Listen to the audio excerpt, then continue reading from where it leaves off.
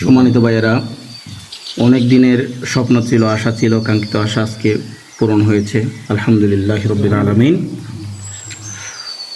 এই আলী কদম শুনেছিলাম, নাম শুনেছিলাম, তখন থেকেই বিষয়টা নিয়ে অনেক চিন্তা করেছিলাম। আলী কদমটা মানে কীভাবে নামকরণ হলো। তারপর বিভিন্ন ইউটিউব বিভিন্ন গুগল থেকে সংগ্রহ করে বুঝতে পারলাম যে একজন আল্লাহর ওলি, বুজুর্গ ওলি, যার নাম আলী ছিল, তিনি এখানে সাধনা করার জন্য, ইসলাম প্রচার করার জন্য, দিন প্রচার করার জন্য, আল্লাহর ইবাদত এবং রিয়াজতের জন্য এই পাহাড়ে, এই জায়গায় এসেছিলেন।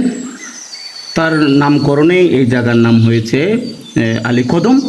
কারণ তার কদম পড়ার কারণে, তার পবিত্র কদমে পাক এখানে নসিব হওয়ার কারণে এই এলাকাবাসী এই জায়গাটার নাম দিয়েছেন আলী কদম।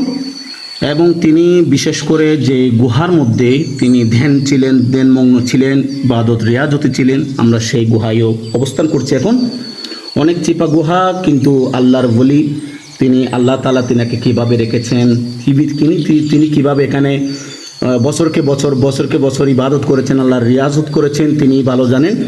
আমরা আজকে এখানে আসতে পেরে নিজেকে ধন্য মনে করতেছি। কারণ আল্লাহর ওলিদের এই কদমের পাকের জায়গায়, যেখানে আল্লাহর ওলির কদম পড়েছে, আল্লাহর ওলি আল্লাহর সান্নিধ্য অর্জন করেছে, আল্লাহকে পেয়েছে, আল্লাহর ইবাদত করেছে, রিয়াজত করেছে এবং আল্লাহর সন্তুষ্টি অর্জন করেছে, সেই জায়গায় আল্লাহ আজকে আমাদেরকে আল্লাহ তাআলা নিয়েছেন। আমরা সন্তুষ্ট হয়েছি আলহামদুলিল্লাহ। খুব ভালো লাগছে এই জায়গাগুলো দেখে, আলী কদম এবং এই ভেতরের রাস্তাঘাট এবং জায়গাগুলো দেখে খুব আমরা মনোরম পরিবেশ, একটা অন্তর শীতল করা পরিবেশ।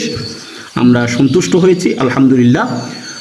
আপনারাও যারা আসতে চান আসেন, দেখেন আল্লাহর ওলিদের নেগাহে করম হাসিল করুন। এখানে এসে আল্লাহর ওলিরা কীভাবে আল্লাহর সান্নিধ্য অর্জন করেছে, কীভাবে ইবাদত রিয়াজত করে আজকে বড় বড় জায়গায় তেনারা পৌঁছেছেন।